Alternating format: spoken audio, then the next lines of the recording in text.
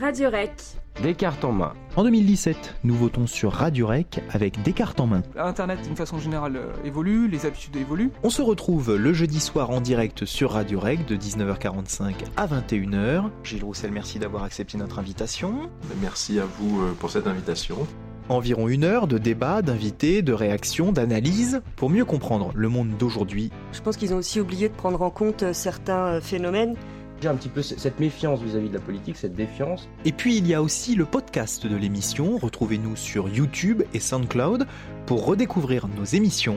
Si eux ne le font pas, qui le fera ? Et puis pourquoi pas vous ? N'hésitez pas à nous rejoindre dans notre équipe pour une émission ou plusieurs. Réagissez, posez vos questions sur les réseaux sociaux Facebook et Twitter, @Descartes en main. Justement, comment vous expliquez tous ces problèmes, notamment avec le cabinet d'architectes ? Descartes en main pousse la réflexion tous les jeudis soirs sur radio-recc.fr. On s'y retrouve très vite.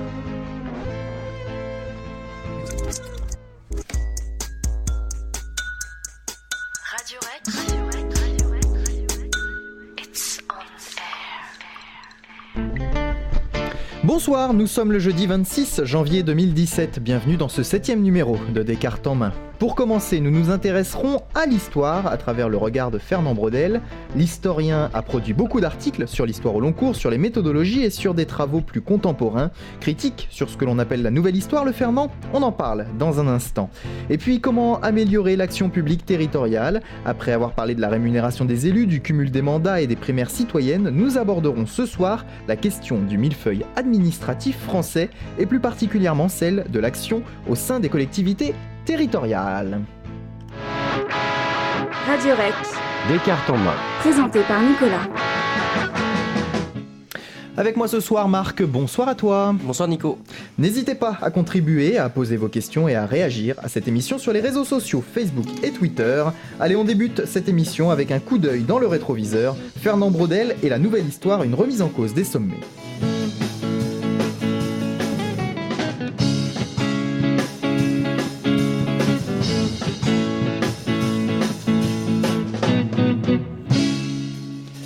Fernand Braudel est né en 1902 et mort en 1985, historien français mais peut-être au-delà spécialiste des sciences humaines. Il porte un regard sur sa discipline et sur la société qui ne manque pas d'intéresser Marc.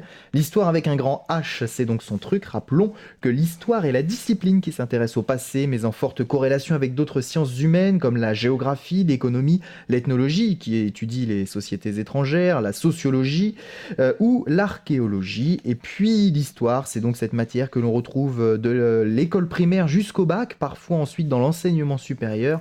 Et là, il y a de quoi s'interroger sur les méthodes d'apprentissage et les manières de concevoir ce qui est transmis aux enfants, adolescents et jeunes adultes. Alors Fernand Braudel, qu'a-t-il fait, Marc ? Qui est-il un petit peu plus que d'avoir simplement ses dates de vie ? Alors c'est un historien du XXe siècle qui est, je trouve, un peu oublié quand même, malgré ses travaux. On en entend beaucoup parler dans l'université, mais c'est un historien qui s'inscrit dans un mouvement de pensée très global, donc qui a fait la nouvelle histoire que je définirai tout de suite. Pour son parcours, donc il a été professeur au lycée d'Alger, agrégé d'histoire. Il a écrit une thèse qu'il a d'ailleurs, selon ses dires, écrit en captivité lors de la Seconde Guerre mondiale. Donc une thèse sur la Méditerranée, dont le titre d'ailleurs est symptomatique de la pensée de l'auteur, qui passa, si vous voulez, de la politique extérieure de Philippe II en Méditerranée à la Méditerranée et le monde méditerranéen à l'époque de Philippe II.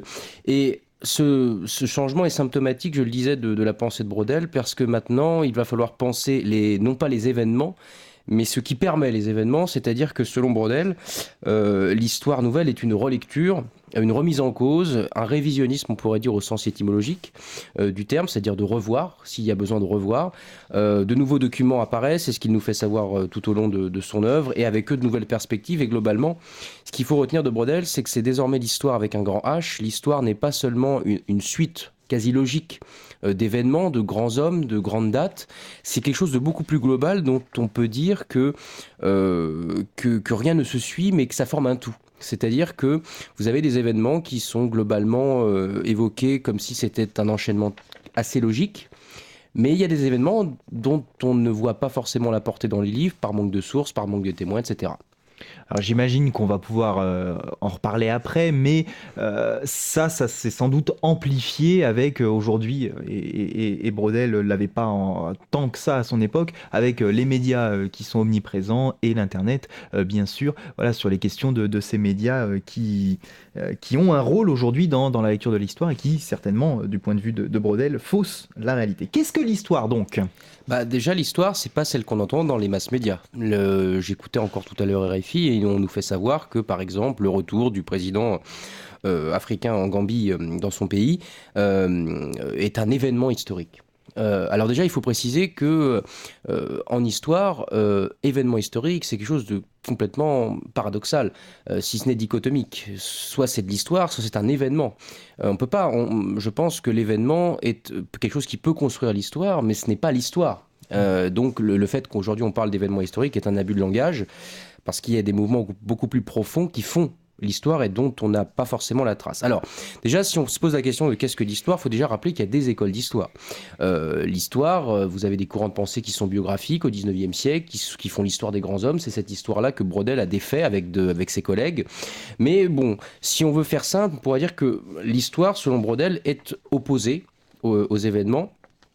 Du moins aux événements conçus tels des sommets. Je prends l'idée toujours d'une pyramide. On a l'impression que ce qui se trouve au-dessus de la pyramide, tout en haut, est ce qui fait l'histoire. Et si vous assemblez les éléments de cette pyramide en haut des sommets, vous avez l'impression que tous ces éléments sont capitaux pour comprendre la marche de l'histoire. D'après lui, donc, Braudel nous fait savoir que les événements ne constituent pas l'essentiel de la vie des hommes. Ce qu'il faut comprendre, c'est que dans les manuels d'histoire et dans l'histoire majoritaire, notion sur laquelle il s'est longtemps étendu dans un sens négatif, on a tendance à penser que les sommets, c'est-à-dire les grands hommes, les grandes dates, 1515, Marignan, vous savez, cette chronologie qu'on nous fait régulièrement apprendre et que malheureusement l'éducation nationale nous fait, nous les profs, apprendre aux élèves, est une histoire, si vous voulez, qui s'enchaîne bizarrement, telle une construction, comme des étapes. On a l'impression que parce que 492 c'est une date importante, on passe à l'époque moderne, que 1789 on passe à l'époque contemporaine, que telle action de Hitler est propre à lui-même et que globalement nous sommes dans des grandes dates qui sont des dates qui font l'histoire à elles seules et que sans savoir ce qui s'y passe à côté, ça peut se former un tout. C'est-à-dire prendre une date, la Seconde Guerre mondiale, la Première Guerre mondiale, après la guerre froide, etc. Mais tout ça est quelque chose de très théorique en fin de compte. Braudel s'oppose à cette lecture par les sommets, c'est-à-dire que les éléments qui font du bruit, selon lui, ne sont pas forcément les événements les plus importants et les plus impactants au niveau sociétal. Donc, ce que dit Braudel, c'est que, par exemple, quand il nous fait savoir que les événements ne constituent pas l'essentiel de la vie des hommes, c'est que on remarque que, par exemple, les périodes de guerre n'empêchent pas toujours l'essor de l'économie, contrairement à ce qu'on dit souvent, que les périodes de régression signifient parfois une amélioration de la vie quotidienne, et que tout ça est beaucoup plus complexe qu'on nous le fait croire avec l'enchaînement et l'apprentissage des grandes dates. Braudel dit que dans l'histoire majoritaire, dans l'histoire classique, on cherche une histoire majoritaire. Or, cette histoire majoritaire n'est pas l'histoire de quelques personnes, qui nous fait savoir, qui s'accrochant au sommet du théâtre du monde. Ça veut dire quoi ? Ça veut dire que cette histoire majoritaire qu'on nous fait apprendre, c'est une histoire qui est en fait une forme de récit. On a l'impression que s'il n'y avait pas tel personnage, s'il n'y avait pas tel événement, l'histoire ne se serait pas déroulée, mais on oublie la masse des individus qui font également l'histoire et qui ont une portée quasi invisible, mais qui n'est pas invisible au regard de l'histoire. Et ce qu'il faut retenir, c'est qu'il faut penser l'événement non pas comme une force brute.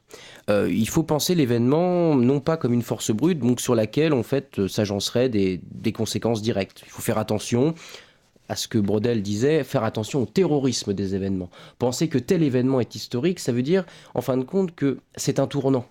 Or, on ne peut pas dire qu'aujourd'hui, une date, une rencontre, un serrage de main entre deux présidents, un discours par exemple, est constitutif de l'histoire qui va se dérouler ensuite. Je prends un exemple. Les discours qui s'agencent sont faits par des hommes politiques, mais qui n'ont pas conscience de la durée dans laquelle ils s'inscrivent. C'est-à-dire qu'ils sont le produit d'une société globale. Et donc, il faudrait se libérer des nouvelles qui font du bruit en sachant que certains éléments sont imperceptibles. Dans le cas contraire, justement, on risquerait donc d'agir à la superficie des événements sans penser les mouvements profonds. Autrement dit, les éléments qui sont imperceptibles, ça pose des questions de l'histoire en règle générale. C'est-à-dire que on va retenir des dates, on va retenir des registres, on va retenir des documents, on va retenir tout ça, c'est la base de l'histoire. Mais qui nous dit que d'autres choses qui se sont déroulées n'ont pas eu lieu. Elles n'ont pas eu de témoins, elles n'ont pas eu de narrateurs, mais ça ne veut pas dire que ça n'a pas existé. Donc si on s'attache à ces événements qui forment cette histoire majoritaire, on passe à côté des mouvements profonds de l'histoire. On a l'impression que l'histoire, justement, est comme une mathématique avec un problématique, une cause, une conséquence, une cause, une conséquence. Donc l'histoire est donc un dépassement, selon Braudel, de l'événement. Il faut dépasser l'événement, de sorte que l'histoire majoritaire, donc celle des grands hommes et des grands événements, comme je disais tout à l'heure, n'est qu'une école dépassée, donc qui n'a comme objectif que de penser l'événement dans tout ce qu'il a de plus réducteur. Donc voilà, quand on nous fait savoir, par exemple, dans le cas des primaires, que le phénomène Macron est un événement historique, ça y est, c'est une nouvelle gauche, etc., etc. Donc il faut détecter les mouvements profonds de l'histoire, et c'est pourquoi Braudel ne bornera pas l'histoire à l'histoire. Et ça, c'est fondamental. Tu rappelais dans ton introduction, justement, que l'histoire s'est élargie, mais c'est grâce à Braudel que l'histoire s'est élargie dans les sciences sociales. Braudel va chercher ailleurs que dans l'histoire propre. Donc, on aurait pu se dire qu'un historien travaillerait essentiellement aux archives, mais c'est pas le cas. Braudel va chercher ailleurs, dans les sciences sociales, et va apporter à la connaissance du passé l'expérience, globalement, des sciences humaines et de la géographie, ce qui va donner naissance, d'ailleurs, à ce qu'on appelle le courant historique de l'école des annales, globalement. Alors on a bien compris que le discours historique, ça, c'est une phrase qui ne plairait pas à Braudel. Et tu me citais, avant de commencer cette émission, l'exemple du discours du Caire de Barack Obama qui illustre par exemple ça. Tout le monde a dit, voilà, ce discours historique marque un tournant, etc. Et ce n'était pas le cas. Voilà. Qu'est-ce que donc cette école des annales que tu viens de nous évoquer ? Alors, l'école des annales, de manière un peu réductrice, mais je pense que l'essentiel y sera, c'est un courant historique français qui est fondé donc, par Lucien Febvre et Marc Bloch, donc deux historiens français à la fin des années 20. Donc, cette école historique succède à l'école méthodique de la revue historique qui est fondée en 1876 par Gabriel Monod.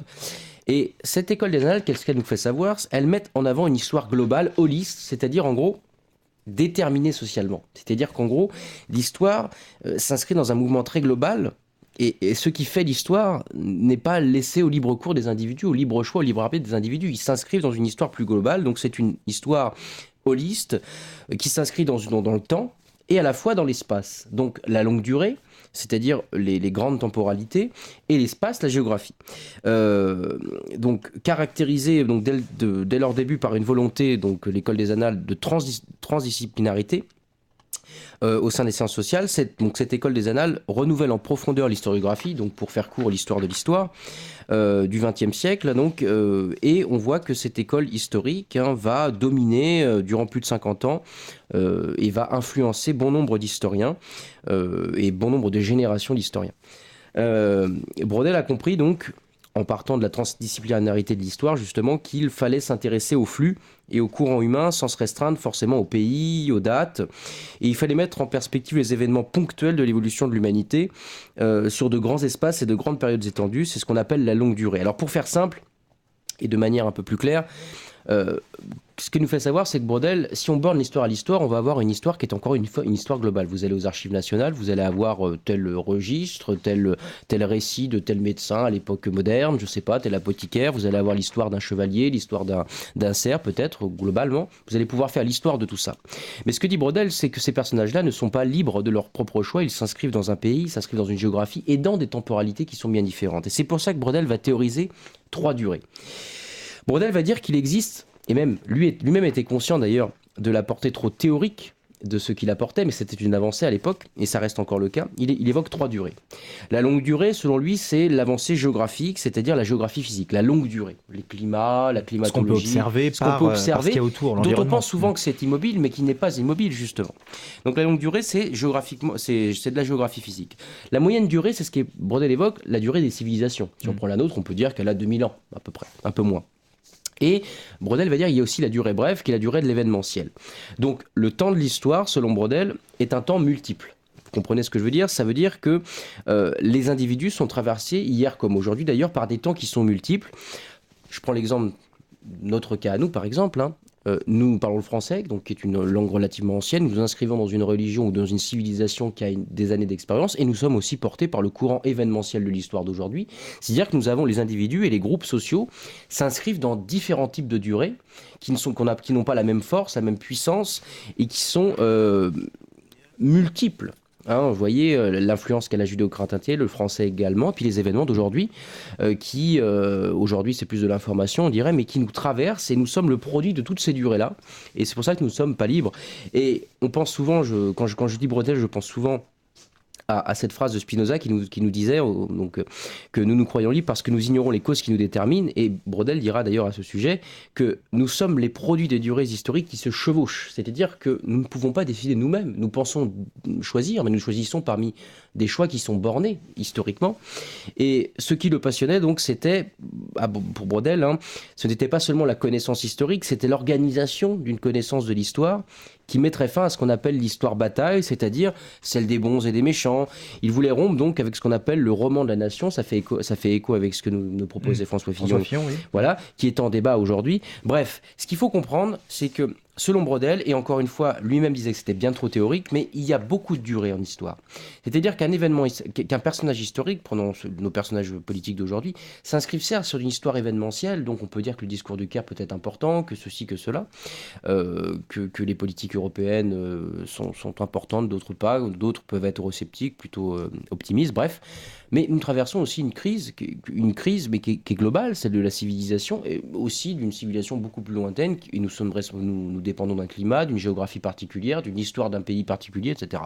Donc voilà ce que fait Brodel, c'est de nous faire savoir que l'histoire, c'est plusieurs durées, et que ces différentes durées influent sur la vie des hommes, et y compris sur les hommes qui n'ont pas en soi d'histoire, qui n'ont pas été reçu un narrateur devant eux comme témoin. Il y a quelque chose de beaucoup plus profond. Et oui, l'histoire n'est pas une frise chronologique sur laquelle on ajoute des événements, bien entendu. Exactement. Très bonne image. Une petite question après ce que tu viens de nous dire, puisque la première partie, tu nous expliquais que il fallait bien distinguer les événements de l'histoire. Et là, Brodel nous définit trois durées, en incluant finalement une durée événementielle à l'intérieur. Oui, parce que ce qu'il faut, c'est que Brodel a été attaché à l'événement. Il a fait longtemps... il ne le dénigre pas. Il ne le dénigre pas, juste que si on prend l'événement, que les événements, on a une histoire majoritaire, on va voir une histoire bataille, si vous voulez.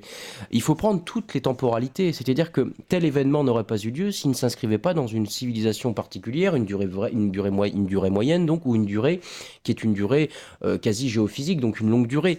C'est-à-dire que si vous pensez les événements hors des contextes temporels, parce qu'il y en a plusieurs, ça n'a pas grand sens.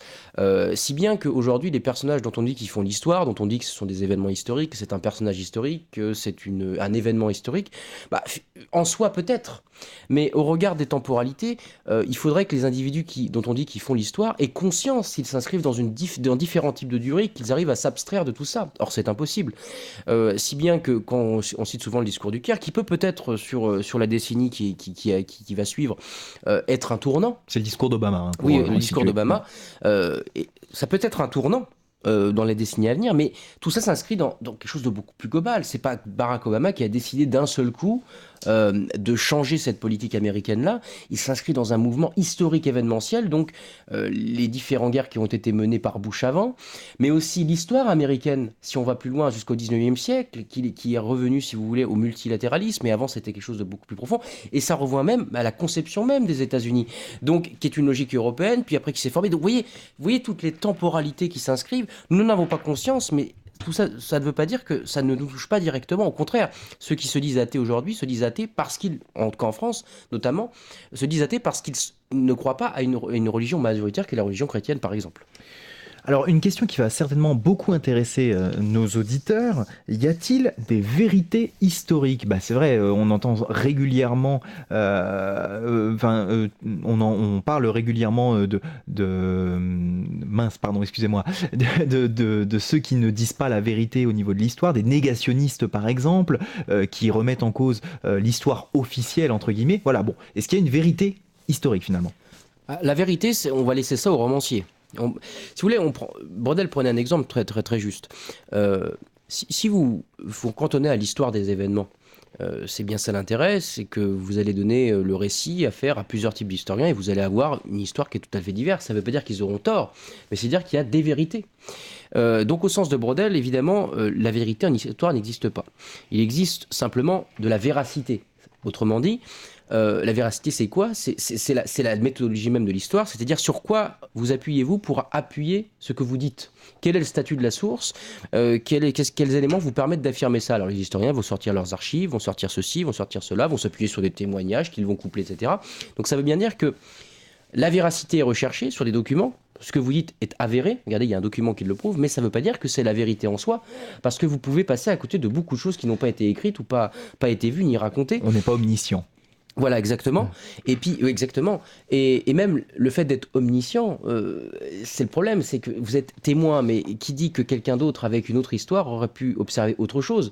C'est bien là le risque de l'histoire. Mais comme disait Braudel, si on voit dire qu'il y a une crise de l'histoire, ça n'a pas de sens. D'autres diront qu'il y a une crise de la sociologie, une crise de la géographie. Bref, ça n'a pas de sens. Pour vous dire qu'en soi, l'histoire aujourd'hui est considérée comme étant maîtresse de vérité. Non, au contraire, elle est maîtresse de véracité, non pas de vérité. Donc ce que nous dit Braudel, c'est que la véracité donc, se détermine par des documents, mais comme il le dit, regardez, des archives restent à découvrir quand certaines histoires n'ont pas été retranscrites, tout simplement.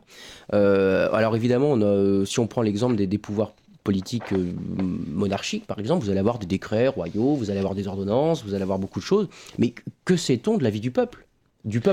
Et que sait-on des ordres qui ont pu être passés bien sûr, sans être retranscrits. Sans trace écrite, exactement. Donc la seule chose dont nous soyons sûrs, et c'est ça où l'avancée de Braudel est excellente, c'est qu'il existe à travers donc l'épaisseur des temps, parce qu'il y a des temps, vous avez bien compris, des géographies qui sont différentielles. Et ce qui est impressionnant, c'est de voir que c'est la seule réalité historique que nous pouvons établir, c'est-à-dire qu'à travers le temps, à travers les longues durées, à travers les durées moyennes et même l'événementiel, nous avons dans l'espace monde, nous avons des territoires qui ne se ressemblent pas, qui peuvent, par échange culturel, par échange migratoire, par échange d'informations, se ressembler. Mais dans tout, on n'a jamais eu un espace, une maison-monde qui serait uniforme. Mais par contre, ce que nous fait dire Braudel, c'est que donc dans son livre Civilisation matérielle, économie et capitalisme, Braudel nous dit que, étant donné qu'il y a des géographies différentielles, il faut avoir un discours qui est un discours para-historique, c'est-à-dire à côté de l'histoire, c'est-à-dire la démographie, il faut parler de l'alimentation, des costumes, des logements, des techniques, des monnaies. Regardez, prenez cet exemple de Civilisation matérielle, économie et capitalisme, un de ses ouvrages majeurs. On traite du 15e, Braudel traite du 15e au 18e siècle, mais si vous regardez cet ouvrage, vous vous dites, mais est-ce que c'est vraiment un historien qui a fait ça ? Il parle de l'alimentation, il parle des climats, il parle de la terre, il parle des épidémies. Vous dites, mais comment arrive-t-il finalement à entrer dans l'histoire par ça ? Et ça marche, parce que effectivement, l'histoire, c'est pas seulement des grands personnages, c'est des épidémies, c'est des climats, c'est des territoires, c'est des régimes, c'est des techniques qui s'améliorent. C'est un ensemble extrêmement vaste finalement. L'histoire donc est donc ponctuée d'étapes. Par contre, ce que nous dit Braudel, et c'est ça aussi le cœur de son travail, et je terminerai globalement là-dessus. C'est-à-dire que vous avez des géographies différentielles, nous dit Braudel. C'est-à-dire que la seule chose dont nous soyons sûrs, c'est qu'à travers le temps, vous avez des mondes qui ne se ressemblent pas. Il y a toujours des différences territoriales, ce qui est tout à fait vrai encore aujourd'hui. Mais Braudel dit que dans les constructions sociétales, il y a 3 étages qui forment ce que François-Xavier Verschave a théorisé dans son livre « La maison-monde, libre leçon de Braudel », une histoire, une maison à 3 étages. Alors, qu'est-ce que c'est que cette maison à 3 étages ? Prenez l'image donc d'un rez-de-chaussée, d'un premier étage, et d'un étage supérieur, donc rez-de-chaussée, premier étage, et dernier étage, donc deuxième étage. Braudel va dire que dans la vie des sociétés qui évoluent dans ce monde-là, on distinguera donc 3 étages. L'étage du rez-de-chaussée, donc le rez-de-chaussée, c'est ce qu'il appelle l'économie de subsistance, et c'est ce que veut résumer l'idée d'une économie de survie qui est encore refermée sur le clan. Clairement, qu'est-ce que ça veut dire ? C'est qu'à la base des sociétés, vous avez tout d'abord une construction sociétale de survie autour d'un clan, d'une famille, une ethnie, bref, une tribu. Cela peut évoluer et arriver au premier étage de l'économie, au premier étage de cette maison, qu'on appellera l'échange local. C'est à partir du moment où vous avez donc un échange local, l'économie de marché, mais pas l'économie de marché telle qu'elle est conçue aujourd'hui. L'économie de marché, il faut le prendre ça littéralement, l'économie de marché comme vous pouvez avoir dans les marchés qui se tiennent par exemple dans vos villes, etc. À partir du moment où les individus se détachent de leur clan pour aller échanger sur des marchés divers, des informations, des produits, des techniques, etc. Donc, c'est la multiplicité des acteurs et aussi la concurrence. C'est à partir de ce moment-là où il y a des acteurs qui peuvent échanger, mais qui peuvent aussi se concurrencer. Et bref, c'est ce qui donnera, que dira Braudel, ce qui donnera politiquement naissance à la démocratie locale, au sens la plus stricte du terme, donc les collectivités territoriales, la vie associative, les contre-pouvoirs civiques, la formation du débat public. Donc ça, c'est le premier étage. Et le dernier étage, donc le deuxième étage, du coup, l'étage supérieur, c'est ce qu'il appelle l'économie monde. C'est à partir du moment où vous avez des grandes entreprises financières, des grandes institutions financières, des États, même des secteurs publics, qui forment des monopoles ou des oligopoles et qui sont dans une logique soit d'économie de rente, soit une économie plus durable. Mais bref, c'est à partir du moment où vous avez des groupes supranationaux ou nationaux, mais qui s'exportent tout simplement de manière internationale. Et c'est à partir de ce moment-là où on voit justement cette critique du politique au niveau international, où on observe que la force tend à primer sur le droit, c'est-à-dire que vous avez un détachement de la démocratie locale, vous avez une surpuissance de ces élites et de ces échanges. Bon, alors, à quoi ça sert de théoriser ça ? Je voudrais terminer là-dessus. C'est parce que Braudel dit, si cette maison reste rectangulaire, vous voyez, imaginez rectangulaire au sens où c'est un rectangle qui est mis debout, premier étage, deuxième étage, troisième étage, donc vous avez des strates qui sont multiples, mais Braudel va dire, soit une société va très bien, et ce rectangle va avoir tendance à prendre, en soufflant, va avoir tendance à prendre la forme d'un ballon de rugby. Ça veut dire que dans un ballon de rugby, vous avez vu que les deux extrémités se recentrent. Donc ça veut dire que la famille, la tribu se réduisent et l'étage supérieur aussi se réduit pour laisser place à une plus grande démocratie locale. Donc Braudel dit, ça c'est sa société idéale. Par contre, il dit, le drame qui peut s'opérer, c'est si jamais cette maison a tendance à, au contraire, prendre la forme d'un sablier. Alors vous imaginez le sablier, un gros contenant au-dessus, un gros contenant en dessous, et le milieu qui est très très très très très fin. Ce qui veut dire que dans cette société en sablier, vous avez les pouvoirs, soit il y a un recroquevillement communautaire vers le bas, soit il y a justement un oligopole qui se forme et qui prend plus de pouvoir et qui laisse peu de place à la démocratie locale. Et je pense aujourd'hui qu'on est dans ces sociétés en sablier. Tout ça pour conclure que Braudel est d'un apport aujourd'hui qui est fondamental, mais qu'on entend trop peu malheureusement.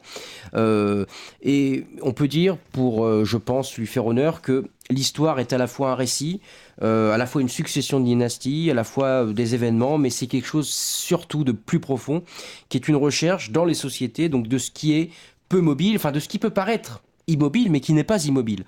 Donc l'histoire est dira Braudel, est une science du présent avec l'épaisseur du temps. C'est-à-dire que ce qui n'a pas d'influence aujourd'hui sur le présent, ce n'est pas de l'histoire.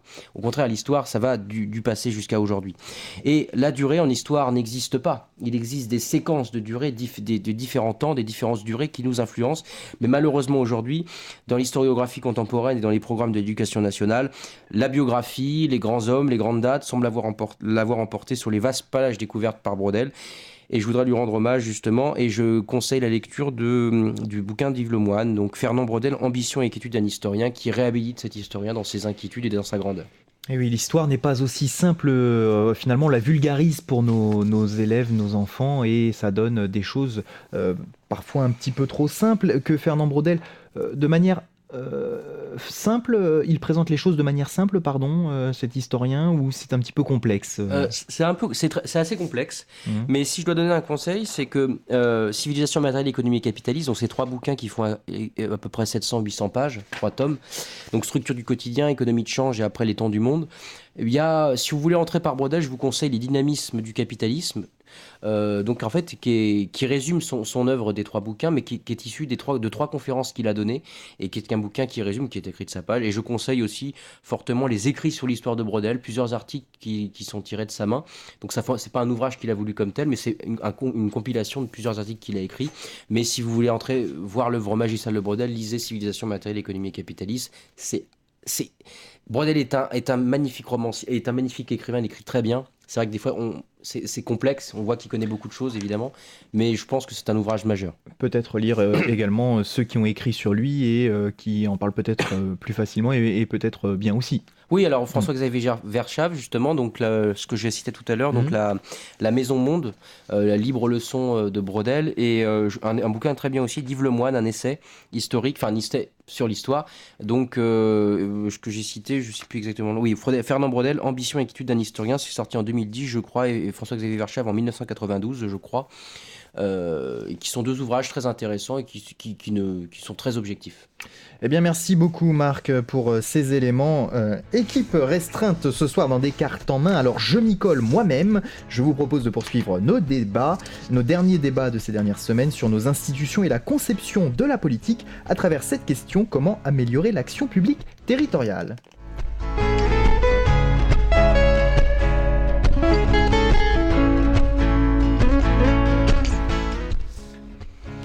Eh ben, je prends le flambeau, puisqu'on en manque d'effectifs. Alors oui, on a voulu globalement parler de l'action publique territoriale, on en a souvent parlé, mais ça n'a jamais fait l'objet d'une construction et d'un raisonnement plus global. Donc, de but en blanc, Nico. Eh bien oui. Comment améliorer l'action publique territoriale en quelques mots ? État, commune, qu'est-ce qu'il faut faire ? Et oui, cela revient régulièrement sur la table. On parle en France de millefeuilles administratifs pour parler de nos institutions, de nos collectivités, mais aussi des élus qui se succèdent à bien des niveaux. Tout d'abord, nous avons l'État, garant de l'intégrité des institutions à travers ses pouvoirs législatifs, faire la loi, judiciaire, rendre la justice, et exécutif, gérer l'État. Et tu le dirais sans doute beaucoup mieux que moi et de manière beaucoup plus profonde, Marc. L'État assure donc des missions dites régaliennes, la justice, la sécurité, la défense. Il a un rôle d'animateur sur l'économie, l'agriculture, la culture, la jeunesse, le sport, l'aménagement, et j'en passe plein d'autres. Et puis il se donne aussi des missions précises, éduquer à travers l'enseignement, l'éducation nationale, aider, soutenir, assister avec la sécurité sociale ou le chômage. L'État peut être centralisé ou décentralisé. En France, nous avons un État, contrairement aux États-Unis, qui en ont évidemment plusieurs, vous l'aurez bien compris dans le mot. La représentation est nationale, le gouvernement est unique, les députés et les sénateurs siègent dans deux assemblées à Paris.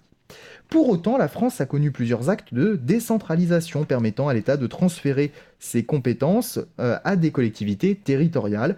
Aujourd'hui, certains considèrent que cette décentralisation est arrivée à son paroxysme en termes de complexité. Une chose est sûre, la France a de nombreuses strates institutionnelles.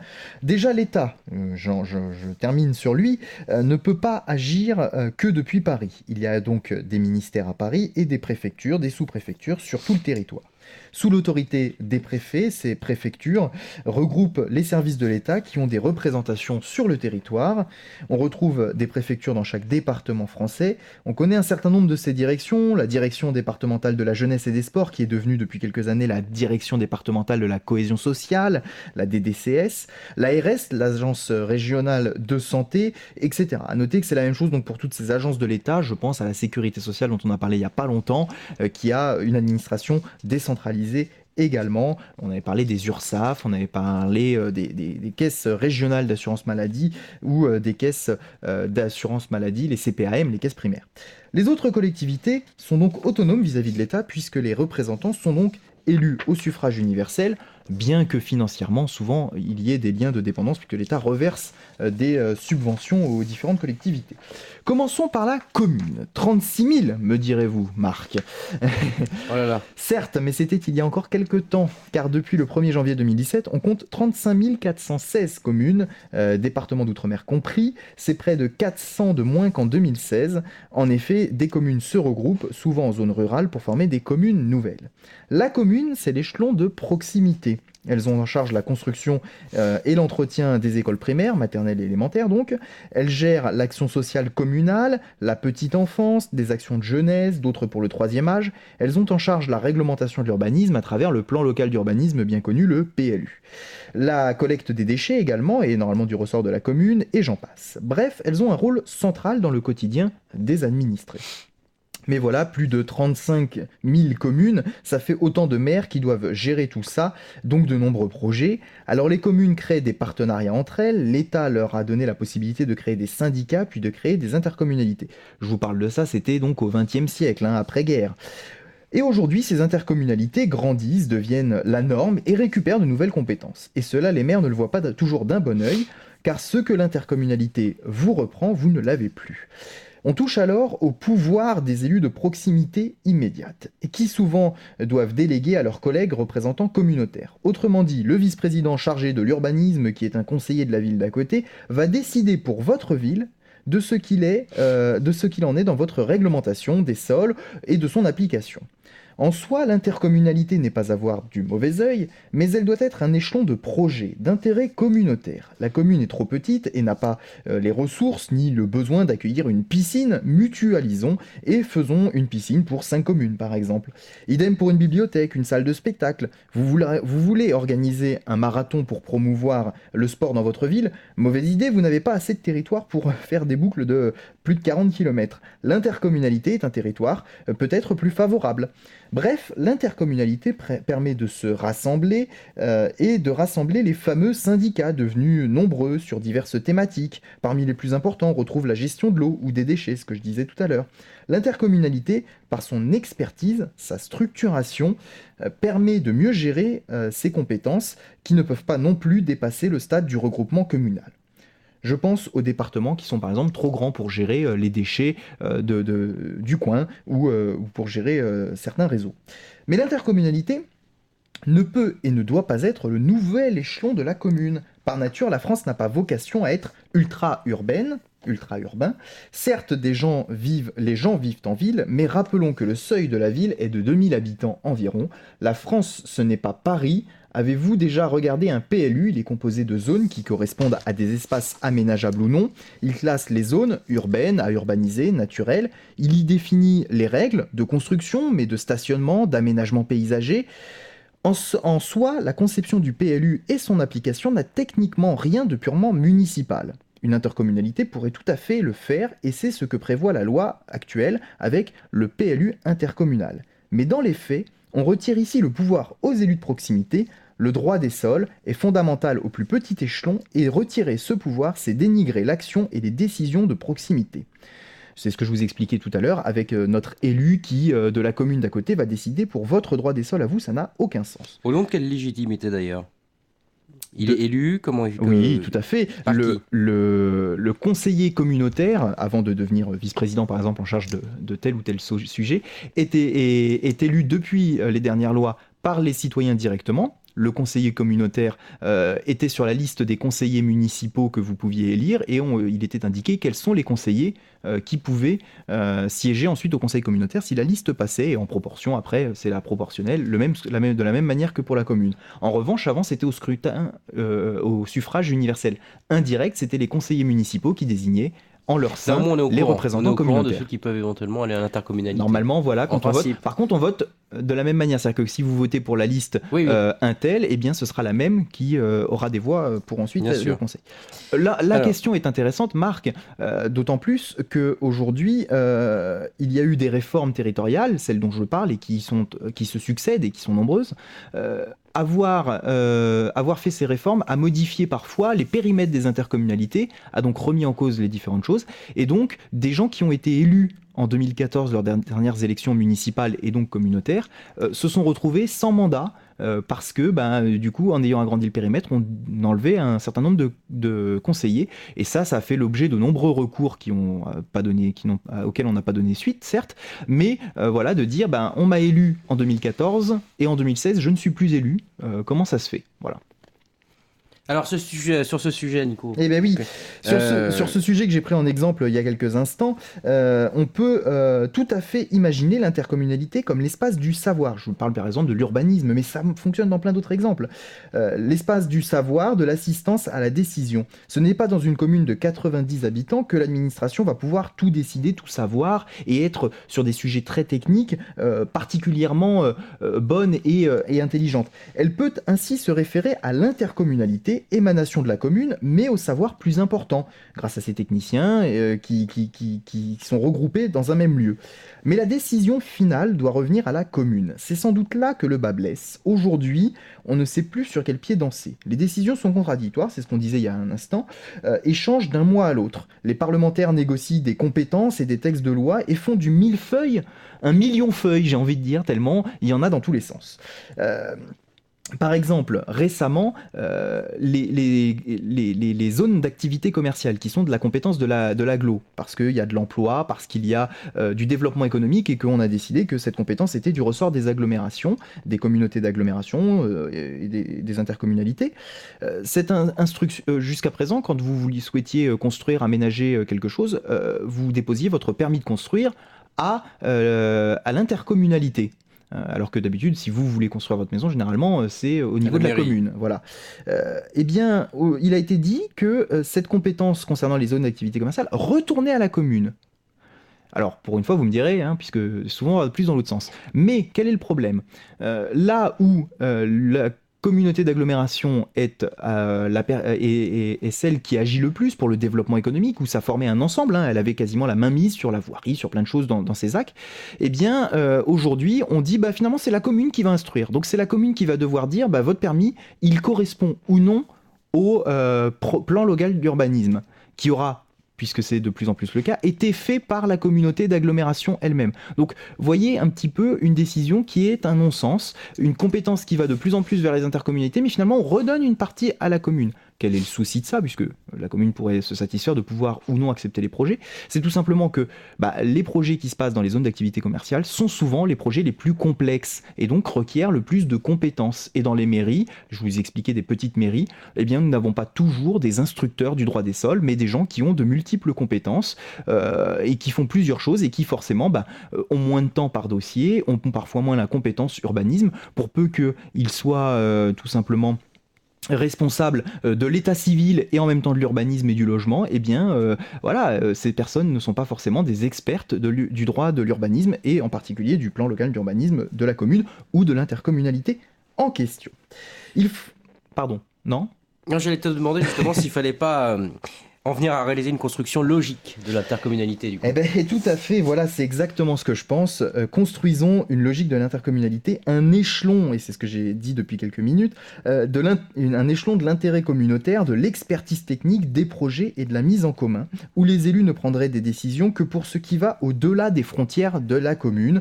Voilà, il y avait le schéma de cohérence territoriale, le SCOT, qui fixait de grands enjeux en urbanisme, et en dessous, il y avait le plan local d'urbanisme qui fixait un petit peu les éléments réglementaires dans votre commune qui devaient se soustraire au SCOT, qui devaient le respecter, mais qui permettaient d'interpréter les choses de différentes manières. Enfin, pour illustrer la dérive actuelle, parlons du Grand Paris. Avant, il y avait Paris, les départements de la Petite Couronne, avec des communes et des intercommunalités, et la région Île-de-France. Aujourd'hui, il y a la région, les départements, la métropole du Grand Paris, les établissements territoriaux qui sont en dessous de la métropole parce qu'on a jugé la métropole trop grosse, et donc ces établissements la redécoupent sur les anciennes intercommunalités et les communes, bien entendu. Il y a donc tout un tas d'établissements publics ou de collectivités, et tout un tas d'établissements publics en plus de la métropole dont j'ai parlé. Bref, c'est plus compliqué qu'avant, en tout cas pour la mise en route. Oui, aujourd'hui, on en a pour le logement, on en a pour les transports, ça va dans tous les sens. Et donc là où je vous disais tout à l'heure qu'il faudrait réduire le nombre de syndicats en développant l'intercommunalité, avec le Grand Paris, on fait tout le contraire. Une zone industrielle ou commerciale, c'est normalement du ressort de la commune. L'emploi, ce peut être l'intercommunalité. Un stade de foot déjà en place, c'est la commune. Une piscine, c'est intercommunal, c'est un grand équipement.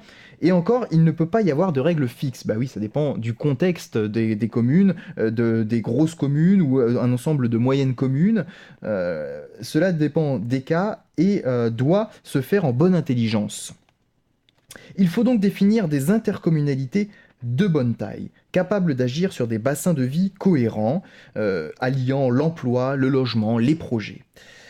Le département, maintenant, pour terminer, puisque on a bien compris le positionnement sur les communes, le département qui est issu de la Révolution française, puis qui est devenu une vraie collectivité après la Seconde Guerre mondiale, il gère aujourd'hui l'action sociale, il gère le RSA que l'État lui avait redonné, le revenu de solidarité active. Il joue le rôle de caisse enregistreuse en la matière, il n'a pas de vrai levier, il a peu d'action politique.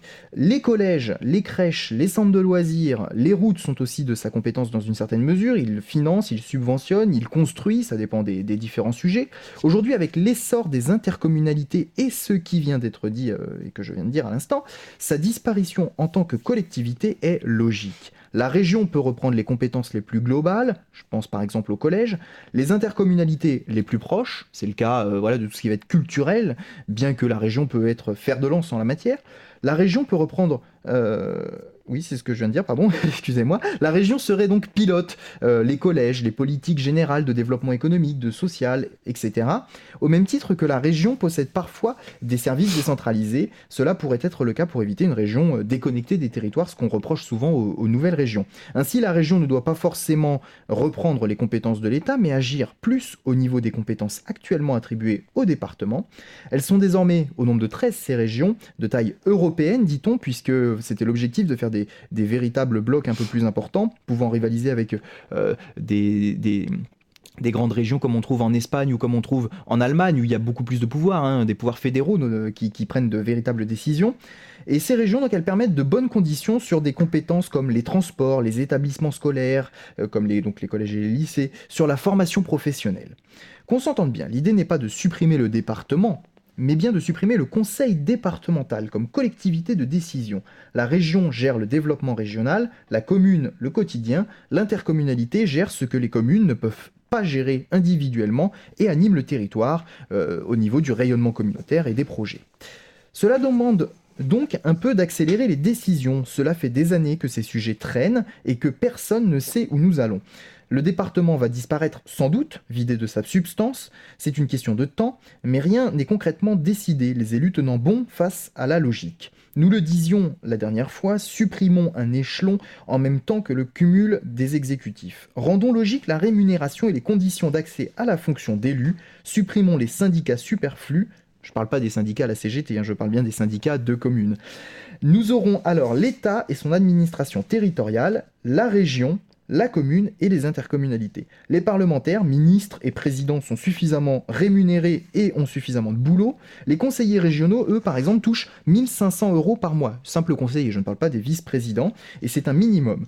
Rappelons que le non-cumul des mandats s'applique donc non pas aux simples conseillers, mais aux présidents et ses vice-présidents, qui touchent donc plus, et qui touchent largement suffisamment, et ont de quoi faire théoriquement, ont suffisamment de choses, de représentations, de réunions, d'inauguration, de plateaux de télévision à faire, et éventuellement, s'ils sont encore cartés, de travailler dans leur parti politique et de faire plein de choses pour faire avancer les projets. Enfin, le bloc communal. Les maires peuvent cumuler dans les zones rurales, mais pas pour les grandes villes.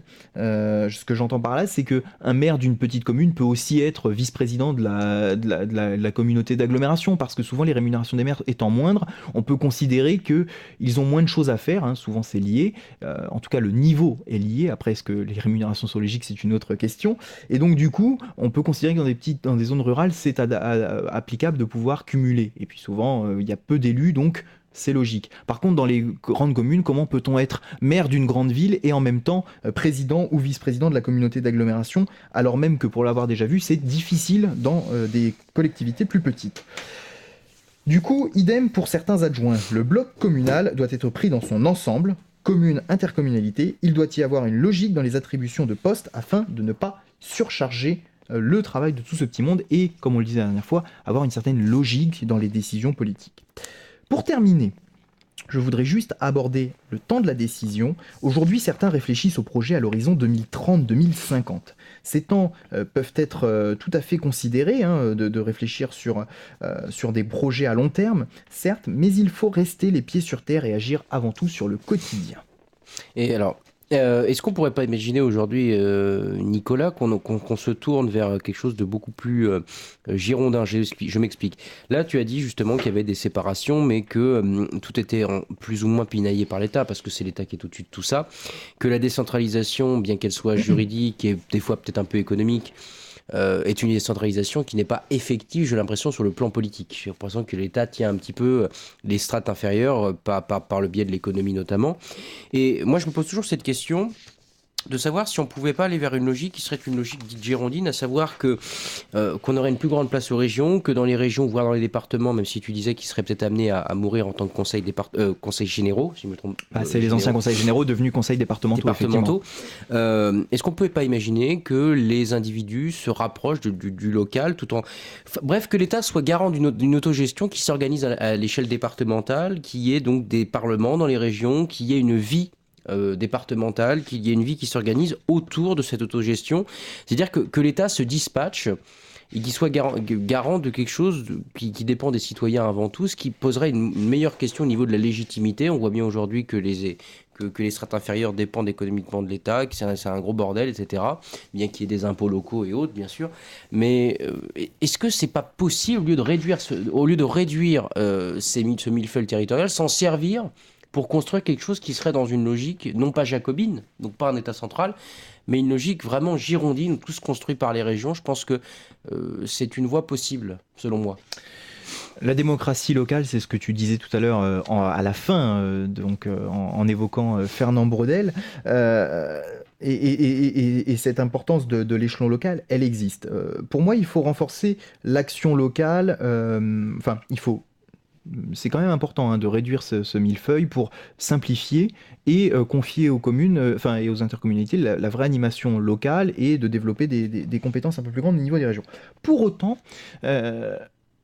aujourd'hui, on a une fiscalité locale, peut-être qu'elle est à développer pour donner plus d'autonomie et de moyens aux régions, aux communes. En revanche, je ne suis pas spécialement pour donner plus de compétences à un parlement régional, par exemple, qui aujourd'hui n'existe pas, mais de créer un parlement régional ou départemental, c'est même pas la question, encore moins, j'ai envie de dire, de toute façon. Pour quelle raison ?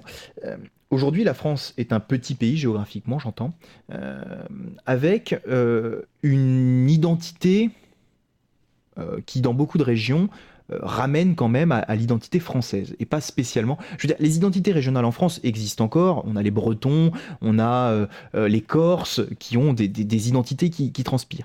Pour autant, ces identités créeraient-elles des lois différentes, puisqu'un Parlement, normalement, fait la loi. Alors, d'une certaine manière, puisque il ne s'agit pas de supprimer les députés, mais éventuellement de donner aux régions des pouvoirs plus importants et de faire des lois comme il peut exister dans certains États.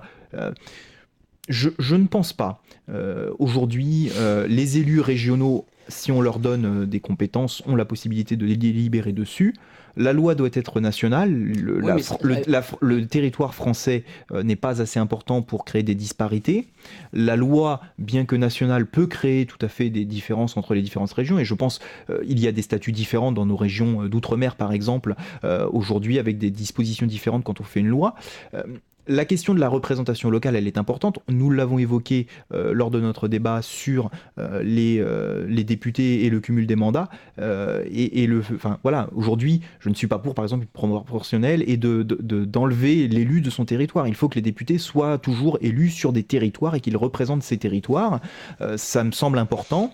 Qu'en tout cas, ils y soient rattachés. Après, dans l'hémicycle, ils sont tous les députés de la nation, mais qu'ils aient un rapport à leur territoire et faire remonter les problématiques, qu'ils soient, j'ai envie de dire, témoins de ce qui se passe dans les territoires français, c'est important. Après cela, je ne pense pas qu'en France, on ait besoin d'avoir des parlements locaux qui fassent des lois spécifiques. Des lois, entendons-nous, ça peut être des choses très simples, mais je veux dire, aujourd'hui, c'est la loi qui cadre les choses. Mais voilà, je suis plus pour éventuellement donner plus d'autonomie par le biais des taxes locales, et donc on enlèverait à l'État des ressources qu'on donnerait directement aux intercommunalités plutôt que des dotations de fonctionnement attribuées de manière arbitraire par l'État. Je suis pour éventuellement revoir compétence par compétence ce que l'on doit donner à tout à chacun. Pour autant, je ne suis pas pour faire de la région une véritable collectivité, entité politique. Et encore moins quand on voit comment certains élus locaux peuvent parfois diriger leur région. Et de faire... le problème de donner beaucoup d'importance à une collectivité, c'est que du coup, vous en faites tout de suite quelque chose de prisé, où les gens veulent absolument être élus, et donc vous en faites quelque chose, un objet politique réel, de bataille gauche-droite, parce que tout le monde va vouloir la place. Et voilà, pour toutes ces raisons, je ne suis pas spécialement pour. C'est pour ça que je dis souvent que je vois qu'il y a une faiblesse dans ce que je dis, et tu l'as évoqué, j'y pensais d'ailleurs, le fait qu'il peut y avoir une politisation, nationale au niveau local. Ça, je suis tout à fait d'accord. Mais justement, la logique serait d'avoir des parlements régionaux qui soient des parlements non politisés. qui soient des chambres, des hémicycles dans lesquels justement il n'y ait pas forcément de couleur ou pas d'appartenance politique, mais que ce soit des gens issus du peuple, parce qu'ils n'ont pas de pouvoir politique, hein, c'est ça l'idée. Je pense qu'on peut aller vers ça, ne serait-ce que pour prendre des décisions de bon sens. Et c'est pour ça que je suis pour qu'on supprime l'Assemblée nationale au détriment des parlements. Alors vous voyez, c'est à la fois au niveau de la légitimité locale que c'est intéressant, c'est-à-dire que là il y a une proximité régionale peut-être, qui suit après on peut voir en fonction des départements, des communes, etc. Mais surtout pas de politisation. Et on peut donc, ces gens pourraient décider, au lieu d'avoir un parlement qui regrouperait des informations, parce qu'il est élu localement, ses députés, etc.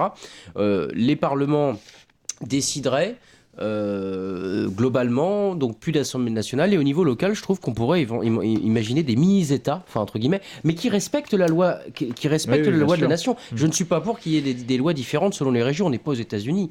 Non, je suis vraiment pour qu'il y ait une loi globale qui soit respectée aux échelles infranationales ou locales, départementales, bref, mais qui ait une volonté de construction et qui peut s'intéresser à l'intercommunalité, mais que les décisions, les possibilités ne soient plus choisies non pas par des représentants, mais par ceux qui vivent dans la vie de tous les jours le réel, quoi. C'est-à-dire les individus de tous les jours. Peut-être simplement répondre à ce que tu dis. Aujourd'hui, ce que tu demandes est peut-être plus de visibilité pour des chambres qui existent. Je pense à la chambre de commerce et d'industrie, voilà, où il y a des spécialistes de la question qui, au niveau régional, au niveau local, font des choses, voilà, pour leur territoire. Et puis également au conseil économique, social et environnemental, qui sont des institutions actuellement, certains voudraient les remettre en cause, mais qui sont des institutions émanant du conseil régional et voilà, qui là encore, avec des membres sensibilisés, produisent un certain nombre de choses qui sont ensuite étudiées par les conseillers régionaux. Peut-être que ce que tu voudrais, au fond, derrière ça, peut-être si j'amoindrais un petit peu voilà, j'ai bien compris ce que toi tu voudrais, qui est beaucoup plus important, mais peut-être que simplement on pourrait commencer par voilà, faire évoluer un petit peu ces institutions, ces chambres de représentants qui aujourd'hui existent mais n'ont pas l'exposition ou peut-être pas le bon degré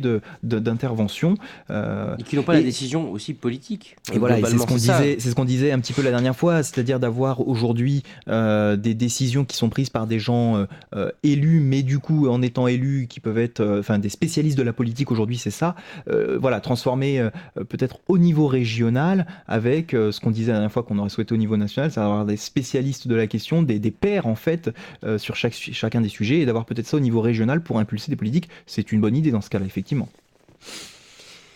Bah voilà Nico, on te remercie pour cette chronique. Ça me fait bizarre de terminer justement l'émission globalement comme ça, donc on te remercie pour ta chronique pleine d'éclairage. Et puis comme le veut l'usage, on se retrouve la semaine prochaine, j'espère avec plus de population, plus de trèfle, ça te fera plaisir pour mon expression. On aura Hugo. Et on aura peut-être Hugo, vous vous rendez compte, on a réussi à prendre rendez-vous avec lui pour la semaine prochaine, il a réussi à se débrouiller entre tous, son agenda ministériel est très rempli. Donc on y arrivera, je pense. On doit la vérité à nos auditeurs, peut-être pas historique puisque ça n'existe pas d'après ce que tu disais. Pas de vérité historique, ça n'existe pas. Il y a une vérité peut-être. Mais il y a une vérité sur cet événement, c'est qu'Hugo ne pouvait pas être là ce soir, il n'avait pas préparé l'émission avec nous, il nous a rejoint, il est dans les locaux depuis quelques minutes, donc voilà, il est là, il va bien, rassurez-vous. Non, il va très mal, malade.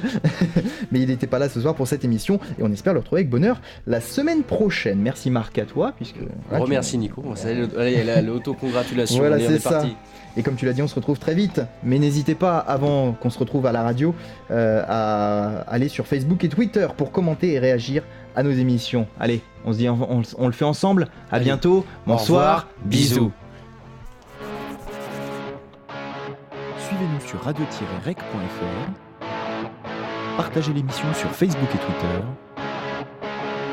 Retrouvez-nous sur YouTube.